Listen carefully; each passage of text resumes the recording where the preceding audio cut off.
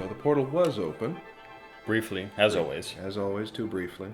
Although I wonder if staying longer or going more often would take away some of the magic. Going more often, maybe.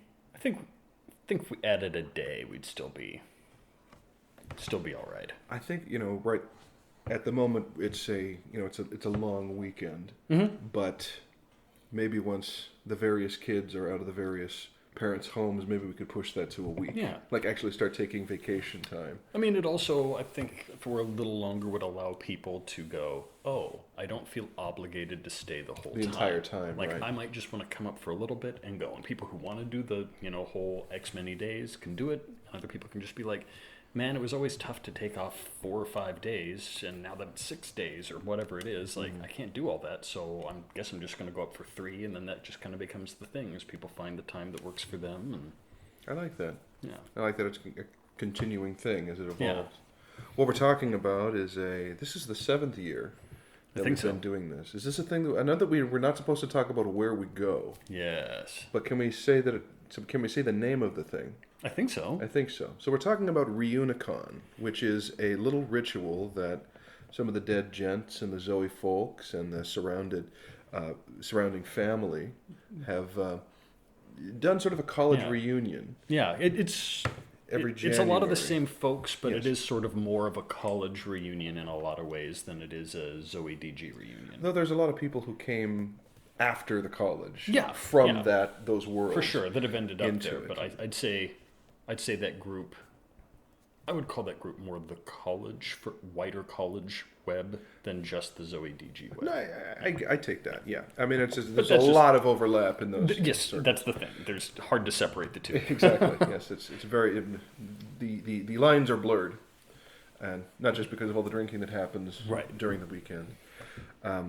Anyway, it's a sort of a family communion get together. We play a ton of board games. We make big communal meals. It reminds me very much of the kind of the summer vacations my family took when we were living in Wisconsin and Texas. We'd come back and rent this lodge on the Oregon coast where the accommodations weren't great, right? It was like bunk beds in wood-paneled rooms. You bring your own sleeping bags, and there was like an industrial kitchen, but you did all the cooking.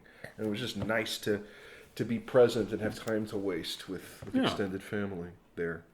And we do it every January for 4 or 5 days, and spend the rest of the year kind of mourning its passing. Yeah, I'm actually at the point, I don't know if it's age or if it's just that it keeps getting better or the other one keeps getting worse, but I actually look forward to it more than I look forward to Gen Con anymore.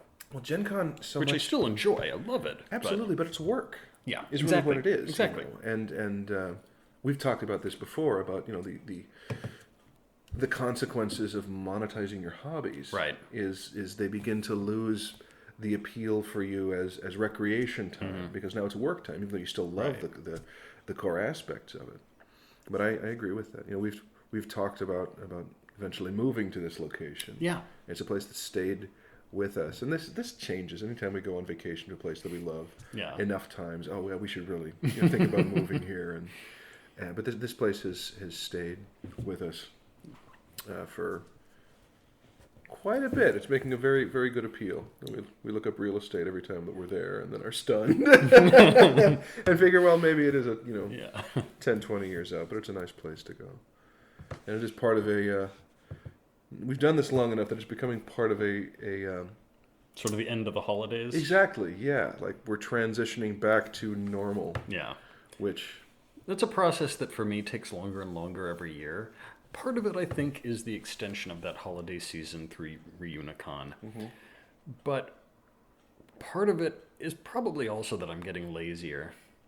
I just took down our exterior Christmas lights yesterday. They weren't on for a while. I just hadn't taken them down. We have all of our Christmas decorations like in a corner, ready to go back up to the attic. And the Christmas tree is in the backyard. Just sitting there in the backyard. There's nothing on it. Last year, we didn't finally get rid of it till May because we weren't out in the backyard very much. It was still raining all the time. You've increased your efficiency by 400%, I think. So, That's well, really... no, I mean, we didn't get rid of it from the backyard. Oh, I see. So It just takes a dry day and one of us to go, all right, I'm going to go get the chainsaw now. Right. But you have a chainsaw? Yeah. Well, of course, zombie prepper. Right. Yes, you would, of course. Unfortunately, it is an electric one, so it might not be the optimal choice. I don't know, though. You read about running out of gas, and the gas also, the idle of the engine creates a constant sound that would attract the zombies. So if you are assuming you're going to wind up in a settlement or a place that's going to have to generate its own electricity anyway, you could recharge a silent chainsaw that then remains off, and you don't have to, start it up again if you have to quiet it down. So here's the thing about that, though, is you're assuming you make it to a settlement with electricity. See, you've got to survive until you get to the settlement with electricity, and it's built up to the point where it can generate its own electricity. True. Until then, you have to drive a bike around that generates its own electricity, and then you have to wield a chainsaw while riding the bike, which is really tough, I'm going to guess. I would imagine. So. I have not yet attempted to wield a chainsaw while riding a bike. Something about age and wisdom. I believe it's called zombie jousting at that point. But yes, it's the time of year when it's time to acknowledge that the year... It's basically the 7 a.m. of the year. It's like, damn it, it's time to get up. No putting it off any longer. I've actually noticed this. I talked to Camille about this, that the year can be broken down into different sort of sections of activity. And I don't mean months and seasons. Obviously, we have those, and those are trackable. But for us, it's felt like there's been 3 unequal patches of the year, and we're heading into the main one right now, which is like after Reunicon through our family vacation, which we take at the end of August. We go to the Oregon coast. We're at the same little cabin there. The kids recognize it. They call it our cabin. It's cute. I don't have the heart to tell them, no, there's no way we could afford this. But that stretch from the cold weather vacation to the warm weather vacation takes about 7 months of the year. So it's the bulk of the year. It's where the majority of the work gets done. Not just like it's the time I can dedicate the most to the writing. It's the time where the most stuff gets filmed because I mean this is like production shuts down around November anyway, and out here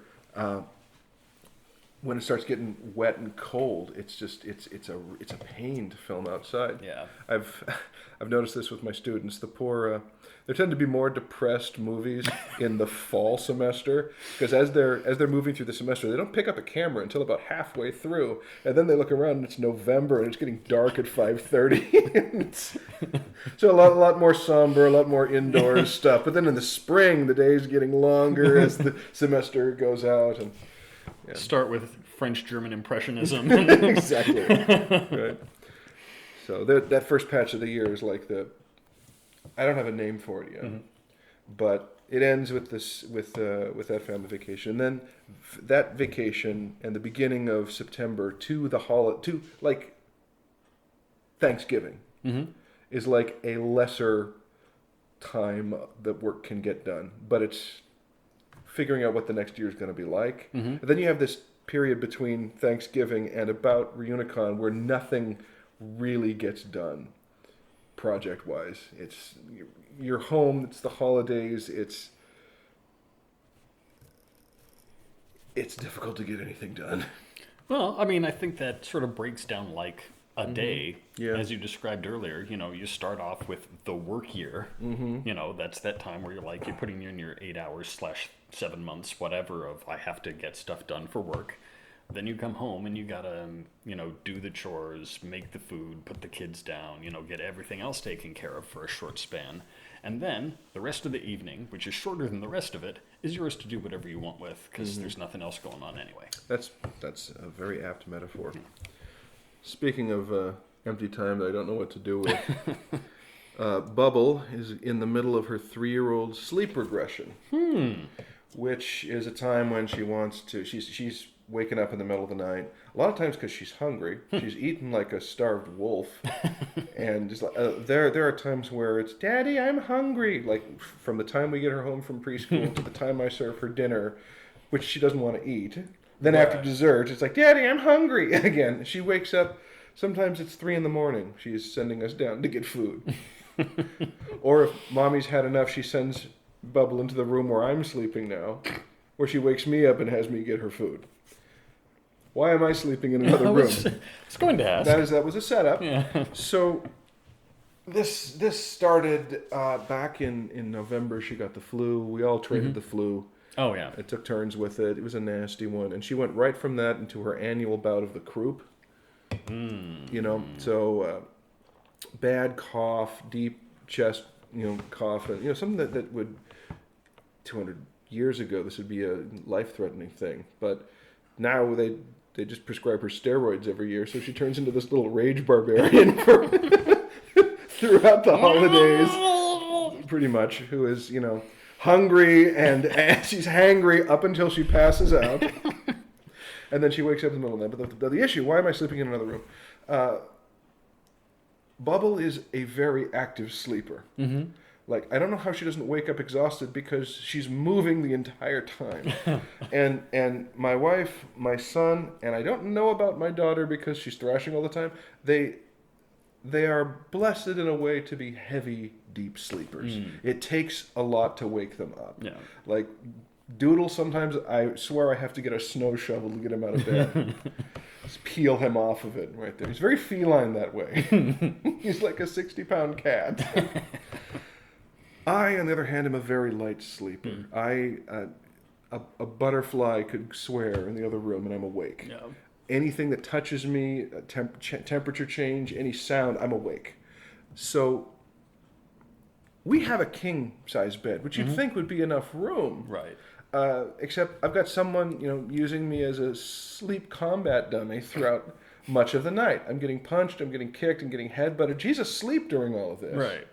And it's also difficult for me because with the CPAP, I've got an umbilical attaching my face hugger to this little machine over here. So I can't easily twist and shift or anything. Right. Right? I've also got the wrist braces on, which have thick metal plates in them, so I can't push without risking donking my daughter. I look like, again, Immortan Joe when I go to bed.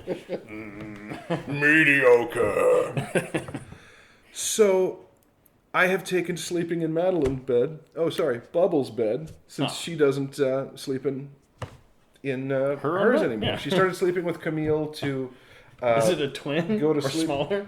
She started sleeping with Camille when she had croup, and then, it takes 3 weeks to form a habit, and that was long enough, and then the sleep progression. So basically, we either put her to bed in the air mattress at the foot of our bed, watching Painter Man, Bob Ross. Okay. And sometimes she spends the night there. Usually she gets up in the middle of the night. Last night I was coming to bed, and as I came into the room, she saw me, got up, and got into my place in bed. Like, Camille thinks she is deliberately kicking me to get me out of bed because she wants to spend the time with Mommy. Oh, okay. So at this point, rather than go to bed, move my daughter to the foot of the bed, or move my daughter to her room, she inevitably comes back. I just said, fuck it, and I take my stuff, and I'm now sleeping in her twin bed, surrounded by stuffies. But it's quieter in there. Yes, it is. Anyway, I miss my wife. If you see her, tell her I love her. Okay. I'll pass it on. Welcome to Coddiwomple. I'm Matt Vancil. I'm Nathan Rice. And this is Coddiwomple, like I just said. I think it may be pronounced Coddiwomple. I don't know. Doesn't really matter. It's a podcast where we meander through conversations towards a vague destination. Yeah. I believe it's Coddiwomple. Coddiwomple. Coddiwomple. Have you seen the French meme? This actually is one that's pretty funny. No. So if you go to Google Translate, you can have, it brings up the two cells where, you set the language for one to translate into another. And then there is a little speaker button that you can push to have them say this, what you want in there. So the French meme is, the first one is English, the second one is French. You put in the same thing, you click it in English, you click it in French, then you cut to a picture of the Eiffel Tower with accordion music over it. The first one I saw, apologies, was somebody put in English, them titties, and then put dem titties in the French one. So the video begins, someone clicks English, you hear, them titties. Clicks the French, dem titties. Then it cuts to someone swirling a glass to accordion music. Another one was Baby Yoda. Baby Yoda. And it cuts to Baby Yoda with a baguette and a mustache and accordion music. 4 seconds long. And it's gotten more views than anything I will ever make. My entire catalog. But it's funny. So what are you working on these days?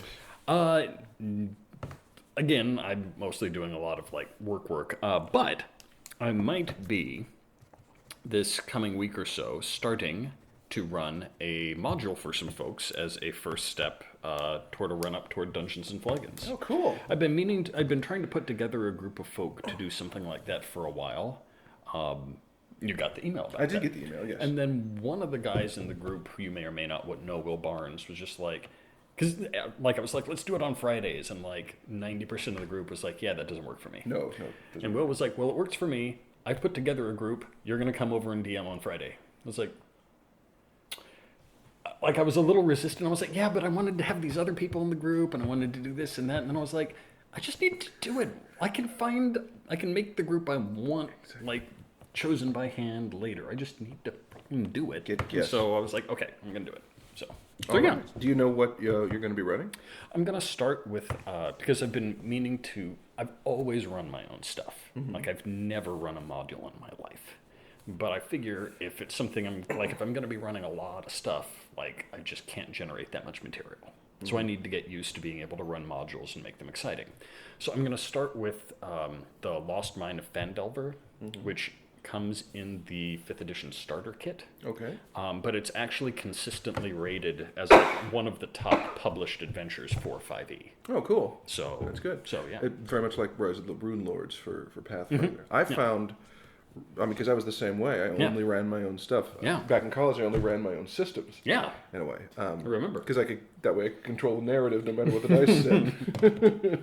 Remember that too. But I found the modules are great for adult life. Mm-hmm. When suddenly I don't have 60 hours a week to pour into a fantasy world for no pay and no pension. Right. 80% of which no one else will ever actually get to see, despite how awesome my story was. Yeah, true. Well, cool. I hope that works out for you. Yeah. Well, how about you? What do you got? Same old. Really, no changes there. Working on the novel, working on the adaptation and edits on the massive world guide, which I need to get back up on. I've also been working on a new sort of what had been a passive future project. With one meeting, became an active current project and jumped from like a priority 3 to a pri 1. Oh wow! And that I've been working on, and I'm almost done with a draft of that with everything else going on. So that's pleasant, and I feel like I'm finally getting caught up on, or actually getting a handle on the amount of writing that's left to do. That got super backlogged with the medical crisis last year. Yeah. Right, because, pardon me, and I said this in the latest Kickstarter update on the novel project, is like I had built into the budget this, block of time where my time is paid for, I'm going to spend it working on the novel. I'm going to get the bulk of it done, which will allow me to be into edits when I take on this next project. And edit approval when that project's into rewrites and all that. And, of course, that time got reallocated and that money got spent. Yeah. And so now I still have all that writing to do, but I got to pay the bills. So it's, I write when I can steal it from other projects, when I can carve the time out. But I'm kind of on top of that. I'm cresting that hill now. Okay. So you're making progress, just not nearly at the speed No, not nearly at the speed I've wanted to. There was... like a season went by between chapters at one point. Oh wow! Where it's just there's not the time to work on it. Yeah. But I'm catching up there now, and I'm hoping that pick up some momentum as I stumble and then ultimately tumble down the hill. Okay. On the other side. What are you reading these days? I actually did some reading again. Like 4 episodes ago, however long. The last time I said I was reading something that wasn't a podcast, like actual book, it was this same book, Wolves of the Kala. Yes. I keep picking it up for 3 chapters, and then something else comes in. And Hannah suggested to me, maybe you don't like that book and you should stop reading it. And I was like, I do enjoy it, but it's not an I can't put down book. Yeah. I put it down, and if something else comes up that has some sort of engagement or priority engagement for me, I take care of that first. I mean, it's not like when I first picked up Game of Thrones, there was nothing else I wanted to do but keep reading that book. I remember like, that. there was no, like you couldn't tear me away from that book. Like, I would go to work at the last possible minute. I would come home. I would, like, find some sort of food I could not pay attention to as I, like, held the book with one hand and shoveled something into my face. Like it was just reading those books until there was nothing else to read. The reason I can remember the layout of the apartment we had in Kent was because that's where I was when I read The Red Wedding. And that moment was the position I was lying in on the couch, what I said, how it echoed off the walls. I remember. It's just a snapshot seared into my memory. Yeah. So I'm back to reading that. Again, I enjoy it. It is an enjoyable book, but it's not it's not one of those, like, heroin books where you've got to get it into your veins right now. I understand that completely. I've not been able to retain fiction recently. Really? Just for the last couple of years, I've not found fiction as appealing, and which isn't to say I haven't enjoyed it. There's a couple of books I've tried to get into that I admire the writing. The fantasy is top notch. It's just I don't think to read it in my spare time afterwards, and then I forget about it. And I found this actually with a number of series is that I've just stopped reading because sometimes it's a matter of the books come out so infrequently that I've kind of got a moving window. Yes, exactly. I've got a moving window of what I can actually retain. Right. And so if book 13 comes out and the last ones I read, the last time I was really into the series was in high school. I don't remember any. So which is what happened with The Wheel of Time. Yeah. There. And also with The Dark Tower. Like, I remember getting used copies of those early in our marriage before we had kids and whatnot, and burning through the first four. And then Wolves of the Calla came out. I was like, great. And I read that and I was like, I don't remember much. And then Song of Susanna. And then I read that one, but I couldn't tie it to anything that I remembered. And so I reached a point where it's like, if I want to read The last one, I think it is called The Dark Tower. I'd have to go back and reread the first six. Go with Gunslinger and go forward. And again, time is at such a premium at this stage in our lives that it's a lower priority. Yeah. The interest is there, but I don't have the time. Right. I literally don't. What else have you been reading? Only very recently, I've been reviewing some of my favorite narrative poetry. Narrative poetry? Yeah. Like the Odyssey? No, like shorter, like just poetry that is telling a story. Okay. Be it long or short.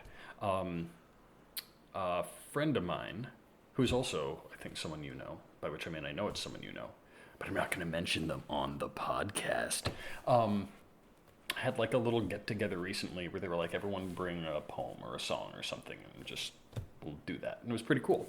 But I was never really into just poetry. Like, I always latched on to the poems that had a narrative or a story. Yeah. Like, Jabberwocky was like the first poem I ever memorized. And so, like, my dad introduced me to, like, Gunga Din before, I was able to reflect on, like, racism. The Raven, the perennial favorite of, high schoolers who want to be edgy and, dark and grim. I mean, they're all narratives. There's all something going on. And it's telling the story. So for that, I was like, what am I going to bring to this thing? And I was like, I don't know a lot of, like, I don't know, fancy-ass poems, if you want to say. I know story poems, like they're narratives. So I mentioned Jabberwocky. I first memorized that in 4th grade when my 4th grade teacher was like had us read poetry every day. It was usually like Shel Silverstein or stuff like that. Like we could choose, but it was part of the class. It was kind of his move to like get us into poetry. Start thinking abstractly. Yeah. This is not a literal description of what's happening. Right. And so the first thing, like, he challenged the class is someone memorize Jabberwocky. Like, the first person that does that gets, I don't know, there was some kind of prize. It wasn't anything crazy. But, when you're in 4th grade, you're like, I want the thing. So I memorized Jabberwocky first, and I got the thing. And I was like, yeah, I'm so awesome. And he was like, okay, memorize The Cremation of Sam McGee. And I couldn't do it in 4th grade. Like, I just couldn't couldn't get it down like when I look at it now, like I can see the meter and the rhyme scheme. But at the time, I couldn't quite wrap my head around it because it's like got rhymes within the lines itself before it gets to the rhyme that goes into the next line that rhymes at the end. Like it's like an AABCCB, like rhyme scheme in the same line. And I just, at fourth grade, I couldn't figure that out. But the point being, I went through a lot of those narrative poems. I ran across that one, and I was like, I'm going to memorize it this time. So I did, and that's what I did up the little poetry recital. Oh, cool. So, yeah. Well done. So, yeah, that was fun. That's the other thing I've been reading. That's great. How about you? Well, given that I haven't been reading much fiction, I picked up a delightful little book called How Fascism Works, The Politics of Us and Them by Jason Stanley. Also known as the Donald Trump Handbook. Yeah, pretty much, right? Anyway, Stanley is a professor of philosophy at Yale, and he's presented this as a series of 10 short essays on what fascist politics is, basically, and saying that, this is applicable whatever your argument about or your definition of fascism and government or authoritarianism is. Fascist politics is something that can be used by a non-fascist government or party. It's a series of tactics and a mindset, and it helped explain a lot of what's happening to me on the extremes in this country, which are becoming more and more mainstream. The appeal to a mythic past that did not really exist, a time of purity to which we must return, because and then this purity was not something that just faded away. It was taken to us. It was corrupted by them, the others who came to take our prosperity. So it's a matter of reclaiming what is rightfully ours, presented in ways that just reinforce the worst, not the worst, but the oldest entrenched family hierarchy stereotypes in there and whatnot. And there's a couple things that stood out to me in particular,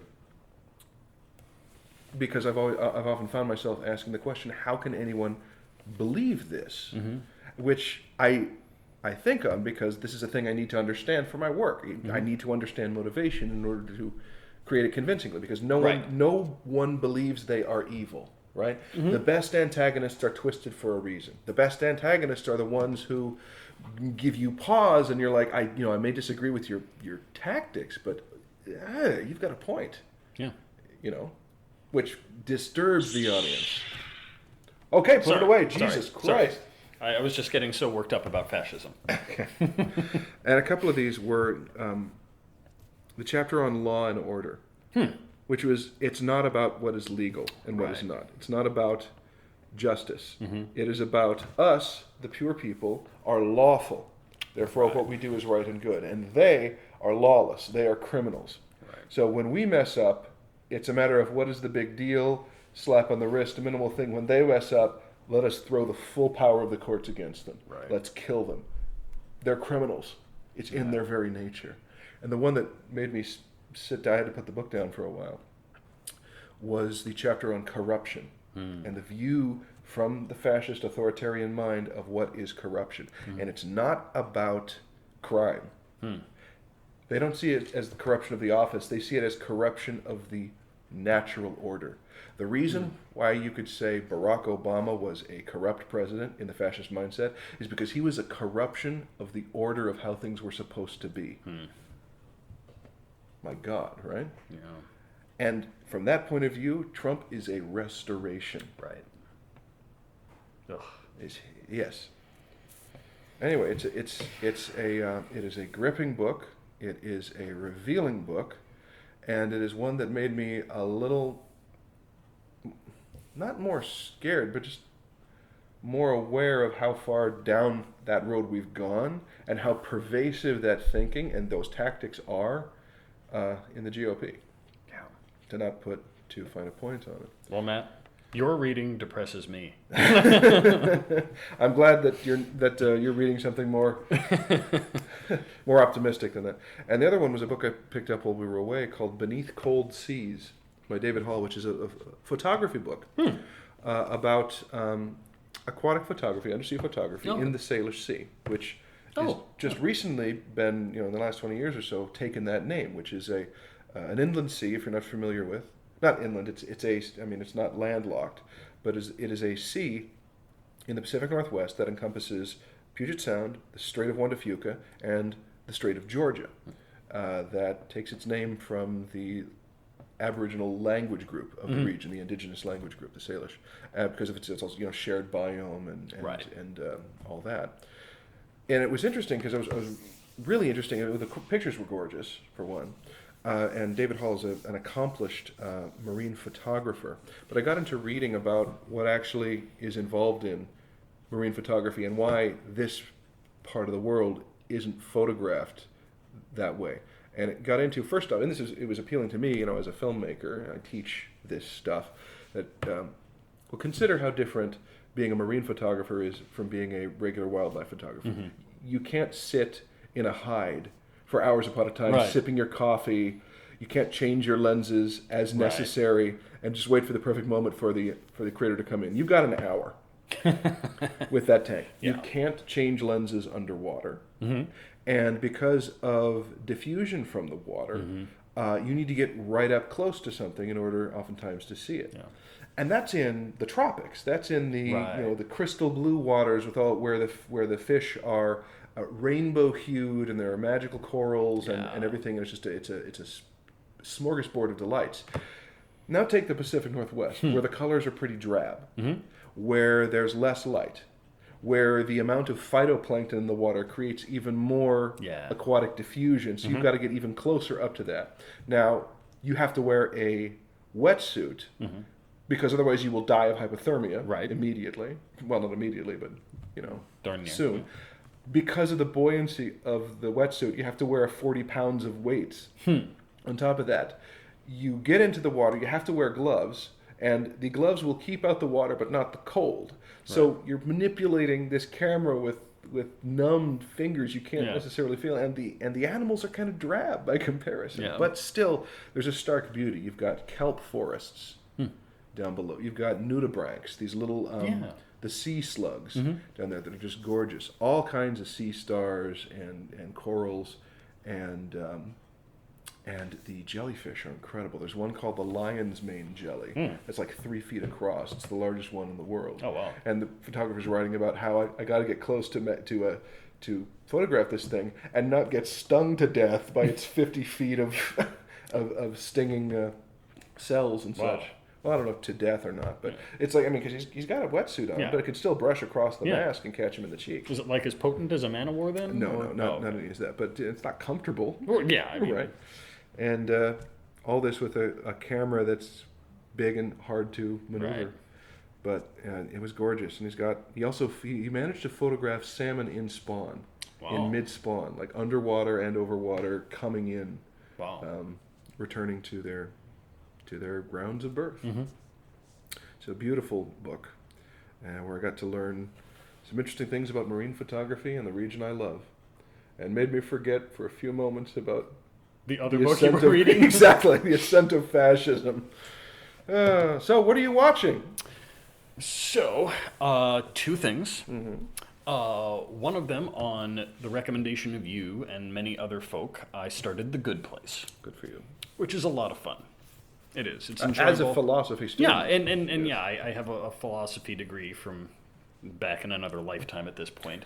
But no, it's fun to hear people talking about a lot of those concepts and then modeling them in the episodes and I'll as time goes on, I'm just what an interesting wrinkle to this moral dilemma, and it's turning out to be a lot of fun. I'm not through the first season yet, but I'm in the middle of it and I'm enjoying it. So.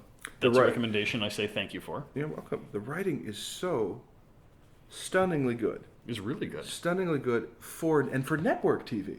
This struck me as something that if you had shown me and not told me it was on ABC, I would have thought this is premier streaming service behind a paywall somewhere. But no. Anything else? I also, like most other nerds, not all, but most other nerds, watched the first episode of Picard. I am so looking forward to that. It is incredible. It is everything I didn't know I had to have in a Star Trek. I had seen a small interview from Patrick Stewart from before, where it was like spoiler-free interview. I was like, well, okay, I'll read a little bit of that because I assiduously avoid spoilers for things I want to see. But he just talked about how he wasn't really interested in coming back and playing Picard. He's like, I kind of did that. And he was like, the world in which we made the Next Generation, like, isn't the world today. Mm-hmm. And so, people had pitched stuff to him in the past and he just wasn't interested. He said when he got this script, he was like, this takes like what happened in the Next Generation, but it is made for today. Like, it is about today's events. Like, it is about the ways in which the world has changed and not for the better. And it's like the show does a really good job of looking at the TV show and the movies. Actually, as much as I did not think the movies really held up, the Next Generation movies really held up to the TV show. I still saw them all because I was a fan, but some of that plays in then to the new show, and some of it's actually kind of important. And I mean, they kind of refer to it anyway, so you can kind of catch up on. But yeah, it's just absolutely. I mean, it reminds you of why Patrick Stewart made the Next Generation so amazing. Like why him being the captain both of the show and the ship is what drew so many people in to become lovers of Star Trek. He's just amazing. I'm looking forward to it with bated breath. We're going to get ourselves a CBS All Access pass. Yeah. We're going to cancel a couple of other streaming services to free it up. Because I've nothing against Enterprise or Discovery or whatnot, but the era of Trek that always fascinated me was the Next Generation stuff and on. Because my favorite series, of course, was Deep Space Nine and the events of the Dominion War and how that wound up and Voyager getting back. Yeah. So I think we've talked about some of that before. Yes, and so the idea that world is going to be continued, that timeline. We're not going back and exploring the origins of the Federation anymore, which is fine, but that's not where my interests lie. So I'm very excited for that. Yeah, no, very. Yeah, I was just blown away by one episode, and if the rest of it maintains this quality, it's going to be remarkable. That is really promising to hear, because so often the pilots are middling at best. It's like a pilot syndrome. It's referred to in the industry there, because there's so much burden on you in the pilot episode to establish all the characters, to establish the tone, and unless you're beginning in the middle of things, you've got to front load all of that. Yeah. Well, and you are sort of starting in the middle of things because, I mean, it does assume some knowledge of Star Trek. Like, you can go in without knowing what's going on, but for the most part, your audience knows who at least the main character is. Like, not necessarily anyone else, but they know who the main character is, and they know the world. And I think they just kind of start with, we assume you're going to get most of this, and if not, you'll pick it up along the way. I need to get that so we can talk about it next month. Okay. I'm in. All right. Yeah, those are the things I'm watching. How about you? Well, like many nerds out there, I watched The Witcher on Netflix, which I believe has become like one of Netflix's top shows, if not that's what I've read. The top one. And I watched it in two sections. I watched it before we went away for Reunion, and then when it came back, the final section. And that first batch, I remember watching the pilot and the beginning of the second episode around Christmas time, and the show was a mess, really, at that point. Like, the pilot was, I couldn't follow what was happening. There are things you're supposed to do in a pilot. Yeah. And this just didn't. Like, I didn't know who I was supposed to follow. I assume it's Geralt of Rivia because he's called The Witcher, and he's there, he's on their posters and whatnot. But he's not in much of the pilot, which is fine. You can allude to what your main character is doing, but they didn't. There were events happening, and the lore was coming at you so fast. It was like a 14-year-old running their first campaign, wanting to make sure you got all the lore they'd been talking about with those 60 hours a week of pouring into the fantasy world, right? And I can't, maintain names. And I believe that the original novels, the author is Polish. That was the original language they were published in.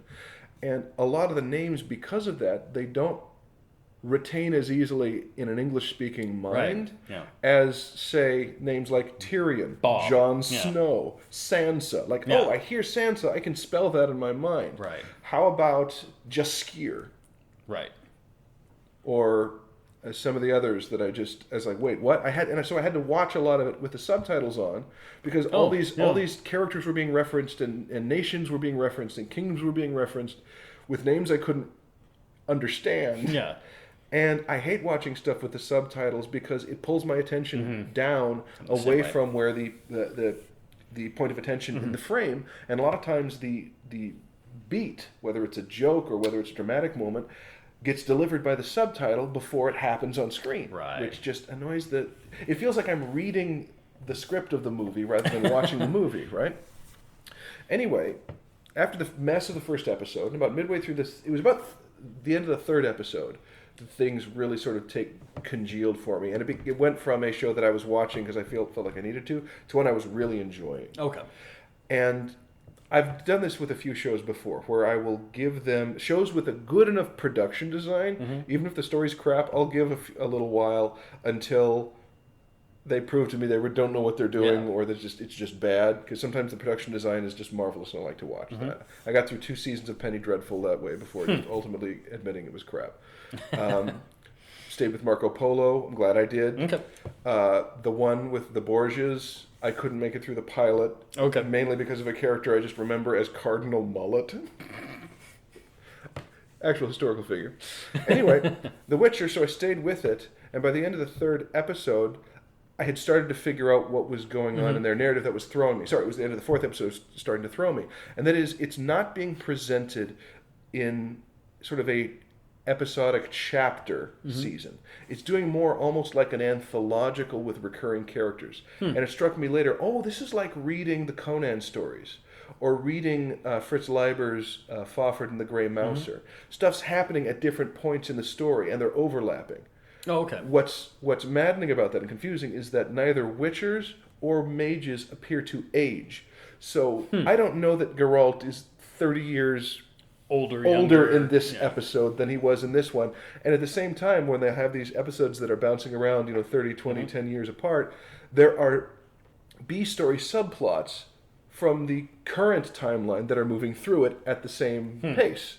So, and characters don't necessarily follow from one episode to the next, but then they come back. And I've seen that done well before. Westworld did that really well, because it was a reveal at the end. Right, and that's the thing. But here it was a bit confusing until figured out, this is meant to be like someone's recounting the different stories of Geralt, rather than this is the story of Geralt from A to Z. Right.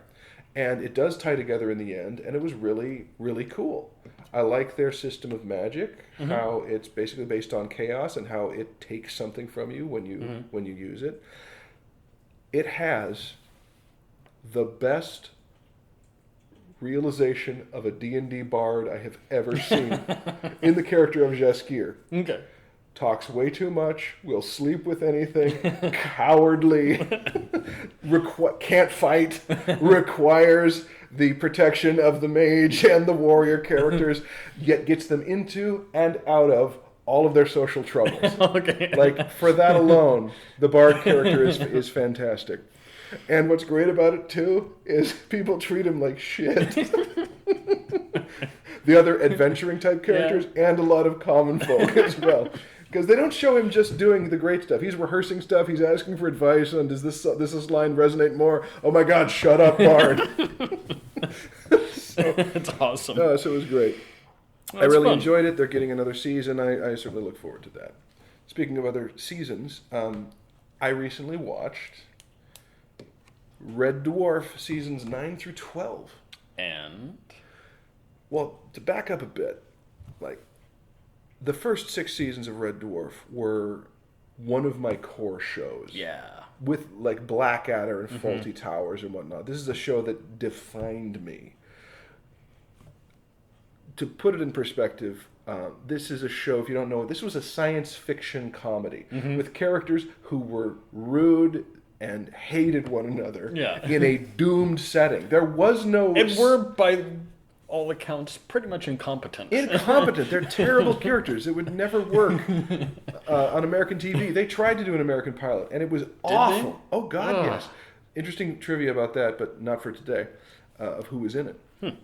But, British comedy, so it's like 6-episode seasons. Right.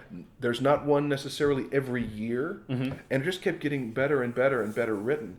And taught me so much about you can do genre comedy. You can do stuff that isn't characters getting along and having to reconcile at the end of every episode. Yeah. They still hate each other, and they try to undermine and kill one another occasionally.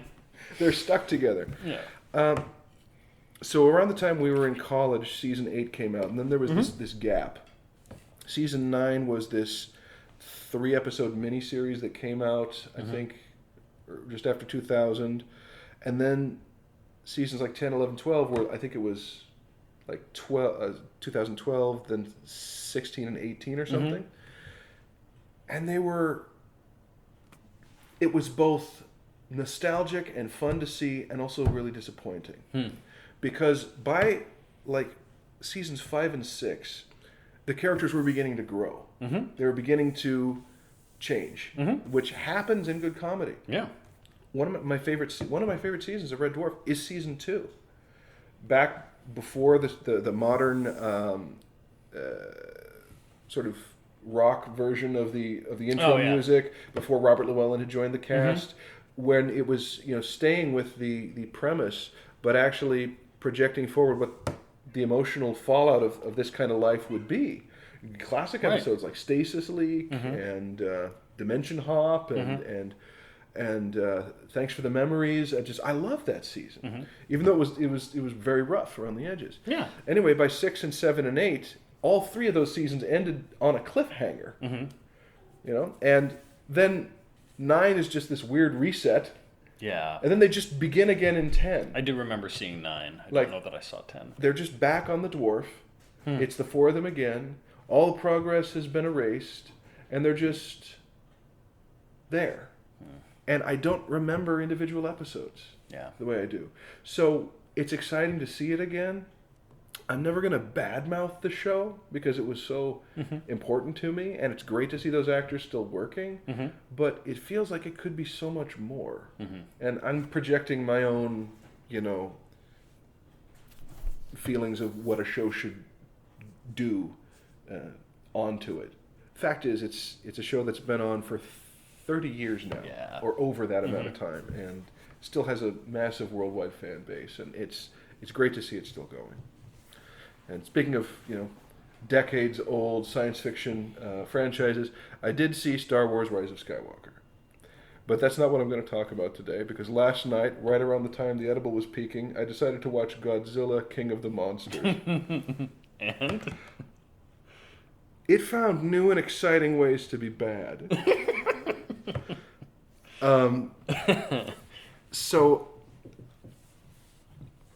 it seems to me that HBO has a bunch of movies that just kind of got made. The ones that are available for free. Maybe someone will watch these. Exactly. The streaming discount bin, as it were, that's clearly tens of millions of dollars were spent on these. Yeah. So, and I've always enjoyed Godzilla. It's big stompy monster wrecking cities. What's not to like? Yeah. Right? So I fire it up, and it begins in the flaming ruins of San Francisco. Okay. And I very clearly realize, this is a sequel to there must have been an earlier one that I'm not going to bother looking for now. So Godzilla, King of the Monsters, it promises not just Godzilla, but a whole bunch of these other Titan characters. Right, yeah. Rodan, Mothra, Dugera, I think, or is it Godira? It's Gruyere.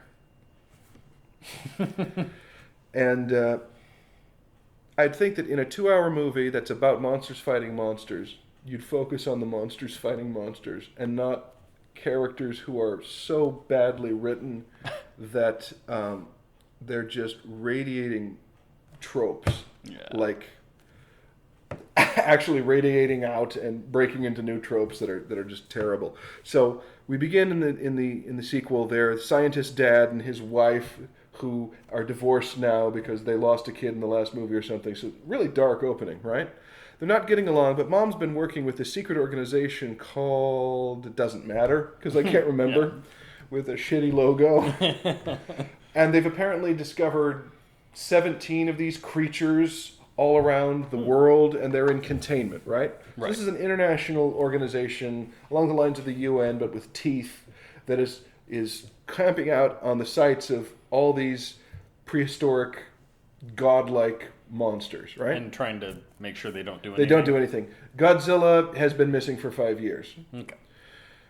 So, as we're watching this, it begins, scientist Mom is part of the group in China that has been monitoring Mothra's egg.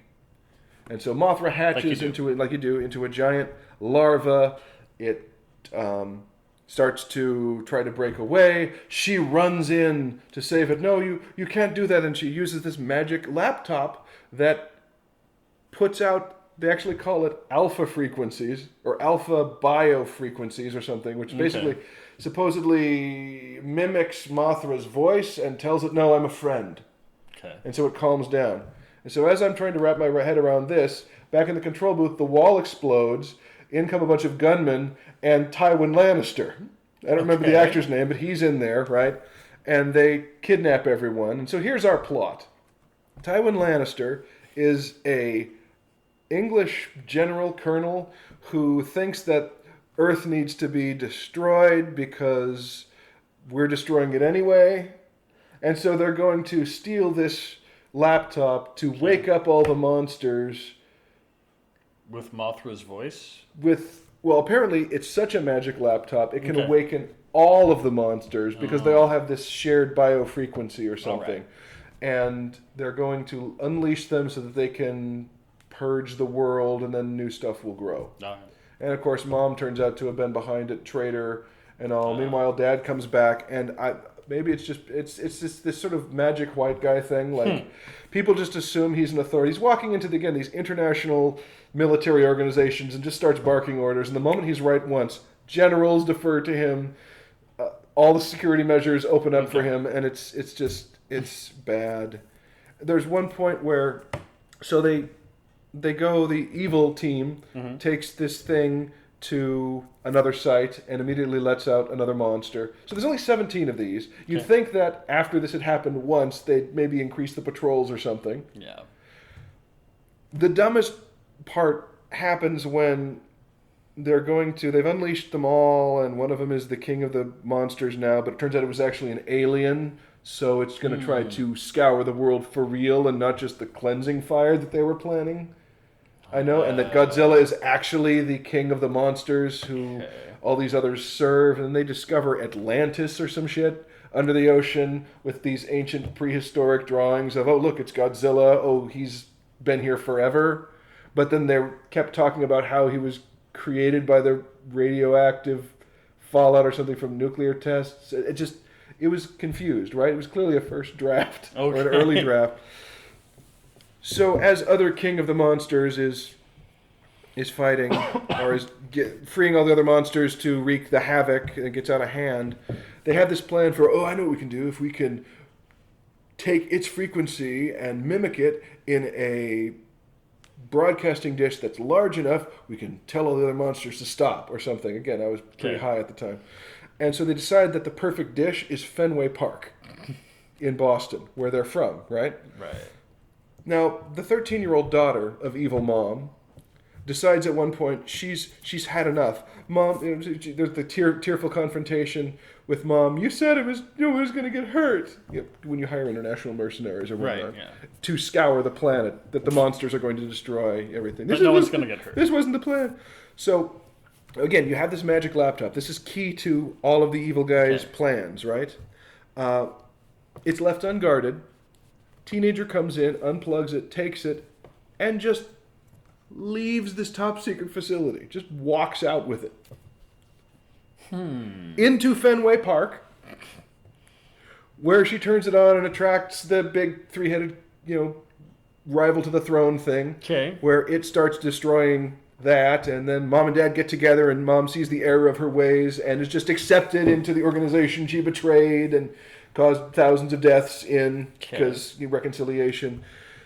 And then, as Godzilla and this thing are fighting and destroying the city, they don't know where their daughter is, and we have that same feeling. Oh, now Boston's in ruins. Oh, it's like when we lost our son, only we don't care because you didn't spend any time investing emotional build up in these characters, and they wonder, where is she? Oh, she must be home, right? So the girl has run to their home from Fenway Park in Boston. She runs to a suburban section of town as it's being raised by a giant city-sized alien.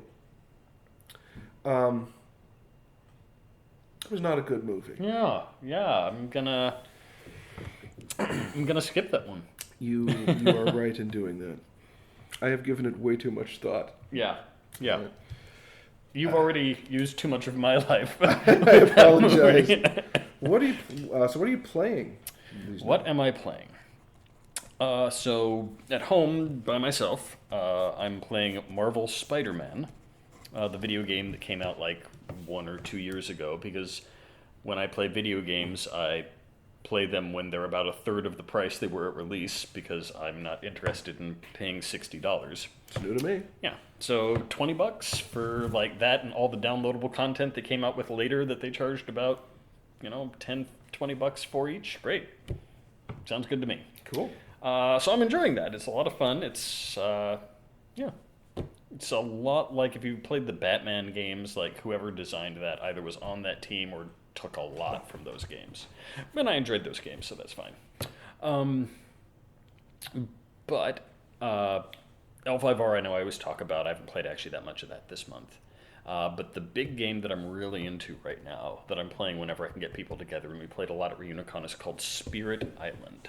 I saw that, yeah.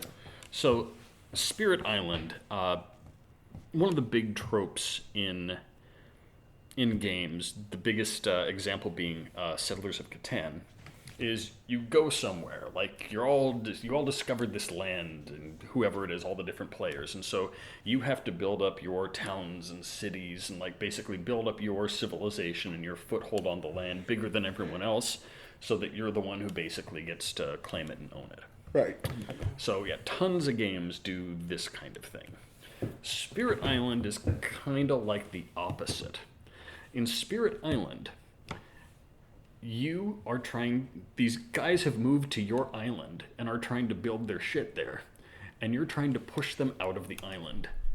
And so what it is, and it's not even that you're the native population of the island.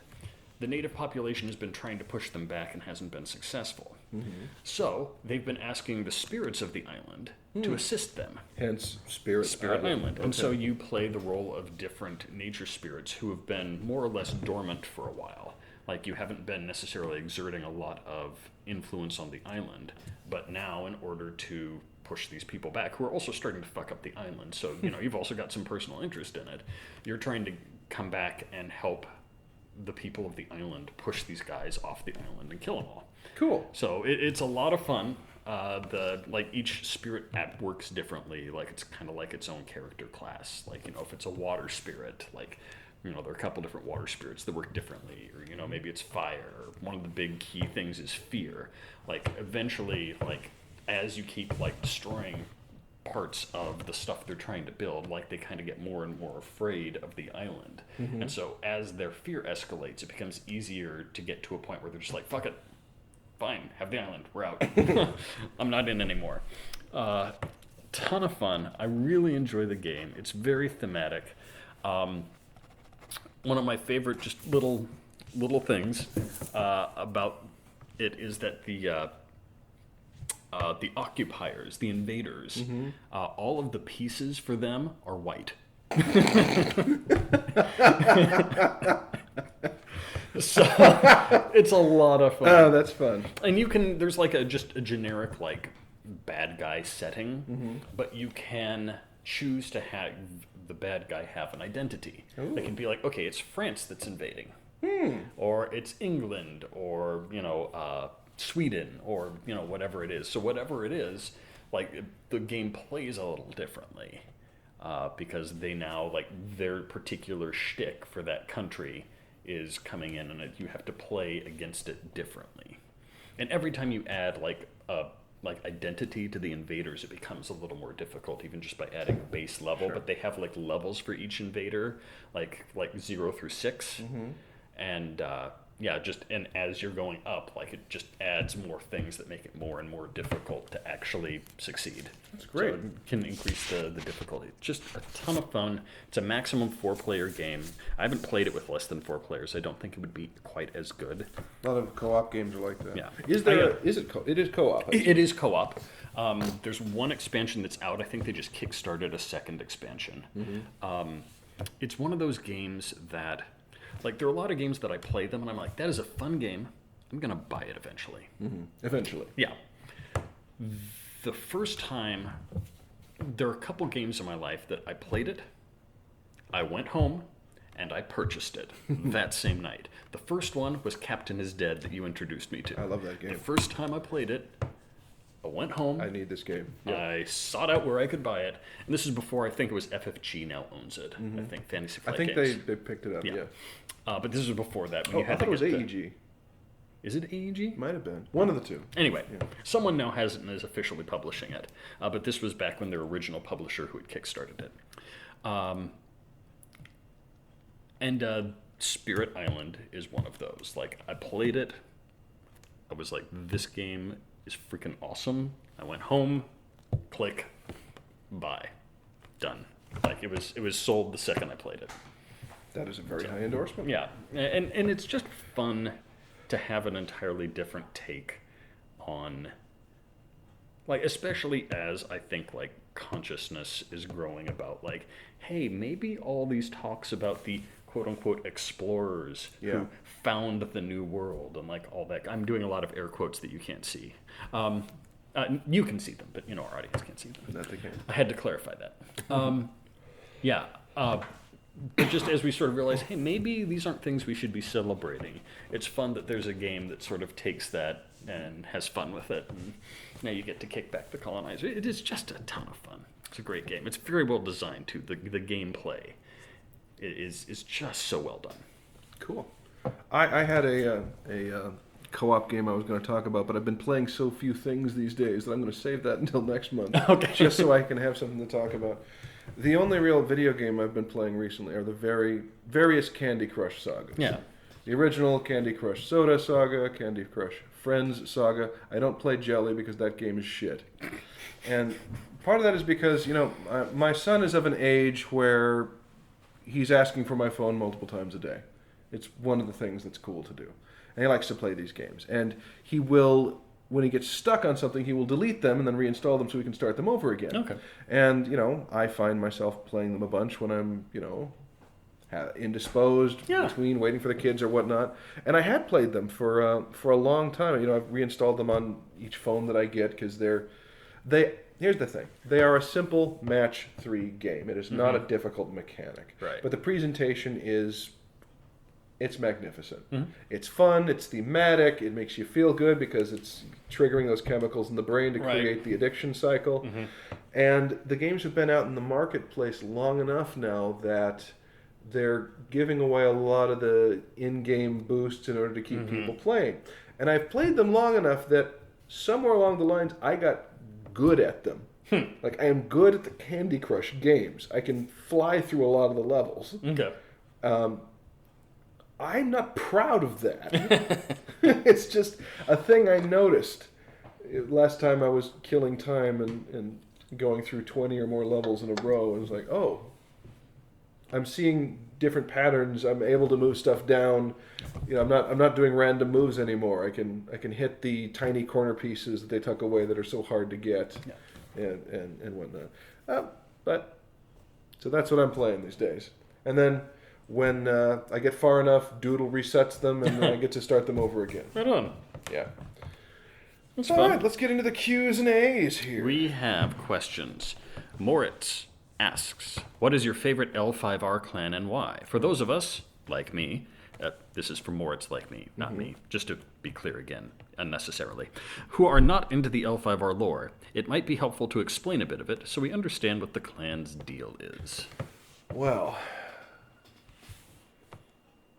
I want how into detail do we want to get about the kami and the? Let's do low moderate. Okay, so the world is Rokugan, Right. which is at the beginning of the story when the players enter it in the CCG or the RPG. There are 7 great clans, And it's been in kind of its current state for about 1,000 years. right? Okay, and while there are smaller clans and vassal clans and multiple large families within each clan, each of the 7 core clans was tasked by Heaven with a specific role in the defense and prosperity of the empire. Right. Each one of those clans also exemplified one of the core values of Bushido. Right. My clan was always the crab, whose virtue was duty. Now, the crab are uncouth and brutish. They don't care for the court. They don't. It's more like that honor is unimportant to their work than that they are dishonorable. Right. They man the Great Carpenter Wall. Imagine the Great Wall of China, only on the other side is hell. Right. When the 8th kami, the kami Kami, the great god spirits, Fu Leng died, his body landed on the other side of where that wall would be built, in an area called the Shadowlands. It basically turned it into hell on earth. It spawns the Oni, all kinds of demons. It raises humans from the dead as zombies. Goblins, and all tons of stuff. All the stuff from throughout the mythology of Japan, China, Korea, all the entire region. And it has a corrupting effect on it, so that the more time you spend in the Shadowlands, you yourself will be corrupted, almost like getting a version of the Venom symbiont on you, unless you have Jade, the gemstone. The crab were tasked, as a clan, with prevent the Empire from being overrun by the Shadowlands. So they built this massive wall, and they stand there and they fight the minions of hell and die by the droves doing it. And the petty squabbles of the other clans, from the crab point of view I'm presenting this, do not matter. Yeah. They exist because of the daily sacrifice of the crab. Right. And if you really want to see, you really think you're a grand general, lion tactician, you really think you're the great swordsman, crane duelist, come to the wall and see what true sacrifice actually looks like. You will be horrified. Yeah. I always dug that. Part of that is being a big guy myself. I was pulled towards the big guy clan, and I always dug them. Yeah. I was not a good player though. And mechanically, the crab were a military clan. They had fantastic defenses, but there's not a real great way to win by getting your opponent to attack you, because it's not proactive. Right. There was a point in the game when I was still playing where they and I think that's still in the tactics of the modern game, where they moved the defensiveness of the crab into making the crab themselves absurdly hard to kill. Yeah. Which I did appreciate. Yeah. Your favorite clan, and why? The Crane were my favorite clan. The Crane were tasked at the beginning of the Empire with basically helping develop the best aspects of the culture and governance of Rokugan, determining how should we decide what is good, what is right, what is lawful, like what is it that we value artistically as a society, things like that. And so that was one of the things that the Crane embraced. And I think maybe as a scrawny, talky guy, that was maybe part of my... their core virtue, I think theirs was courtesy. It was either that or sincerity. I think it was courtesy. I'm pretty sure it was courtesy. The thing is, they always kind of change them sometimes. Like, sometimes they attribute, like, duty to the Scorpion, because they'll do their duty. The Scorpion are sort of the underhanded clan, but their whole thing is they will get whatever needs to get done, regardless of what it does to them or their honor, which is a big, important thing in Rokugan. A quick rundown of the 7 great clans. We've been over the crab. You have the left and the right hand of the emperor. Yeah. There is the crane, The left hand who handle the courts and the culture and the record keeping and mastery and all things. Yeah. And then there's the right hand, the lion, the military clan. Also very honorable, but honorably militant. Yeah, they will go out and they will fight you with tons and tons of people. And yes, exactly. The lion will send an army to destroy you. The crane will have a small army and have a duelist come out and politely challenge you and then embarrass you, and your army leaves in shame. Yeah. Which happened all the time to my poor craft. Yeah. The other clans, they're the scorpion, the underhand of the emperor. Yes. Anything, that's where the ninja come from in this world. There are no ninja. Of course not. Ninja are a myth. Ninja are a myth. There are the dragon clan, the mystics, who meditate to achieve enlightenment. Yep. The phoenix, the shugenja, the wizard priests, unlock the rings and the secrets of the universe. And then the unicorn, the ranging clan, basically the equivalent of the Mongol Khanate. Yeah, well, and they were tasked at the beginning of the empire to go out and see what else is in the world. And so they were left. gone for 800 of the 1,000 years or so. And they came back. Then they came back totally different. And they're my second favorite clan. Unicorn are a lot of fun. Yeah. The one thing you left out about the Scorpion is they're not just ninjas. They're also courtly politicians like the Crane, except where the Crane deal in exchanging favors in more or less a legal manner. The Scorpion specialize in blackmail and assassination. Yes, that's true. Yeah. So it's a great world. We've enjoyed it for 20 years, and there's a lot. There's something in there for every play style and to appeal to any kind of player. I think. Yeah. Which I just said in two different ways. Yeah, I very much enjoy it. So I think if you had time, which I know you don't, you'd probably enjoy the current incarnation, because the crab especially are very hard to kill and have not yet been a weak clan. Their worst place, they've been middle of the pack in the current incarnation. And actually, they're probably the most powerful deck right now, with a deck where they just kill themselves to fuck you over. So it's pretty fun. That's appealing. So Linkmaster General asks, how is Gale's website coming along? Is it ready for public consumption? I can't answer any of this because I don't know what it's referring to. Well, yes, the website is coming along. How is it coming along with the question, though? Slowly, but that's on me, because I've been slow to answer questions because, again, of the, rolling this Sisyphean work boulder up the hill. It is not ready for public consumption yet, but I'm hoping it will be in the next few months. All right. Merkworky asks, opinions on heritage produce plant varieties. I think that's produce plant. Ah. I don't know what those are. Is that like hothouse tomatoes? I don't know. I don't.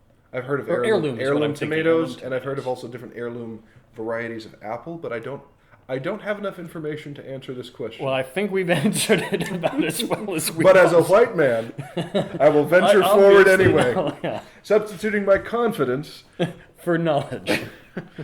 That's my social commentary. Rob McLennan asks, do you have any rituals, totems, or the like that are used when being creative? I mean, I certainly have a ritual. There are certain times a day that I can work in really well, and my best writing time of the day is from 7 a.m. to 2, which sadly is the first half of that is when the children get up and need to get off to school. So, well, the first third of that. As for totems or the like, I mean, I've very slowly sort of upgraded parts of my desk with different handmade items I've collected in my travels, and that because I prefer a handmade, glassware and ceramics and the like, and just create a space where I am more comfortable doing the stuff. Yeah. Is really just create an atmosphere where it's easier. It's never easy, but I can make it easier. Yeah. I got my stuff here, with me, my art, my tea or coffee. It's usually coffee. Yeah. And the like. How about yourself? I sort of have two modes, because there's if it's a group creative endeavor like improv, the setting is less important so much as I've had some time to be social with everyone and kind of break down some of the whatever barrier might exist, or even if it's people I know, just having some time to catch up with them so that I can sort of be in that safe creative space. If it's not a group endeavor, Like, I want to be alone. Like, in the house. I don't want anyone else in the damn house. I want it to just be me. I want nothing else there. I want to be, like, like if I'm writing, I want to be secluded in front of my computer, and I don't want there to be a chance of anyone else coming in and bugging me. If I'm, like, memorizing lines, or, like, if I'm saying them out loud to, like, you know, test, like, the deliveries and stuff, like, I just want that to be my space, to do my thing. And especially if it's, like, lines or anything like that, I need to be moving. I can't sit still if it's... Like, writing, obviously, I can. But I'll still, when writing, like, I'll get up every now and then just, like, walk around and think. Like, I have to be... There's something kinetic. There's a point, yeah. Absolutely. Like there's something about moving connects me with whatever it is I'm doing. It helps my brain try something different. So, that's for me. All right. From Everyday Repairman, lightning round. Cheese fries or chili fries? Poutine. Cheese fries, which I guess that is kind of cheese fries, yeah. Favorite city in the U.S. besides the one you live in? Portland. I like Bellingham. Indestructible willpower or unquestionably lucky? Willpower, because luck can be random. You know, it's not necessarily... Willpower is this is what I'm going to do, and I do it. The luck feels more like it's what the universe decides you need at the moment. I say indestructible willpower, but if I have a superpower, it is being randomly lucky. So, okay. French fries or onion rings? Onion rings. French fries. Ask permission or beg forgiveness? Beg forgiveness. I wish I could say that, but it is ask permission. 50s or 80s music? 80s. Oh, I am torn on this one. I think I have to go with 80s only because Tom Petty did most of his stuff in the 80s. Card games or board games? Board games. Probably board games, yeah. End World Hunger or Cure a Disease? End World Hunger. Cure disease, I think. I would go End World Hunger because then you'd free up other people to cure disease. Yeah, like if the focus doesn't have to be on where's my next meal. No, yeah, I buy that. Carnival or circus? Circus. Circus. What's something you could eat for a week straight? Pho. Steak. I mean, I'd need some supplements. Right, I imagine so. Online or in-person shopping? In person. Online. I've moved over. What's the most boring thing ever? Any job involving finance. Having had multiple jobs involving finance, I think I'm going to have to sign with it. I'm sorry. It's pretty darn close. I forgot close. Who was sitting next to me for a moment. Pretty darn close. I don't know, like sitting in a room counting things pointlessly. Anything pointless. Anything pointless, there you go. Sneakers or sandals? Sandals. Sneakers. I don't like having my toes out. Just a thing. It's a time of year thing for me. Yeah. You know, like summer sandals. Last Halloween costume. I have a hand-knit owl hat. I cannot remember the last time I dressed up for Halloween. Might have been Pimp Vader. I had this random shit that looked like a pimp outfit, and I had like only the front half of a mask, of a Darth Vader mask, so I didn't have like the top, like the wavy part. It was just the front part. So I put the mask on, put a pimp hat on over and then I had like a pimp costume. I bought a lightsaber that I used as like a ridiculous cane. It was a little socially inappropriate, but a little, a little, yeah. A little. Oh my god. Dusk or dawn? Dawn. Dusk. Godfather or Star Wars? Star Wars. Duh. Favorite number? 4. 12. What's the last thing you took out of the refrigerator? A cucumber. My self-respect. Then, rival guy. When writing serialized fiction, how do you ensure tonal and content consistency over gaps between writing? Outlining, basically. Any long-term narrative project, I've got to have a pretty thorough outline, at least a base mesh that can serve as a baseline for when I have questions about how something should be tonally or where the action should go. I know I've said this before, but it's it's proven to be true in my own experience that writer's block is just not knowing where to go next. You haven't done the setup work, and the solution is behind you, not in front of you. So by the time the only way I can write serialized fiction, a chapter of something every month or so is if I've done the work ahead of time. I mean, I don't necessarily know. I know where it's going, not necessarily how it's going to get there.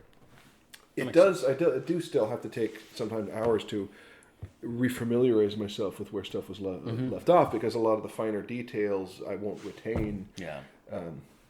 Even though it's your own work. Yeah. Even though it's my own work, which is why I prefer to, when writing long form fiction, be able to do it in a big block of time, when all the details are fresh, and I'm spotting the connections and able to capitalize on them more. It's like those will reappear, or I'll spot them again when I get into rewrites. But I think it helps with the tonal consistency of the chapters and keeps them nice and succinct and tightly connected. All right.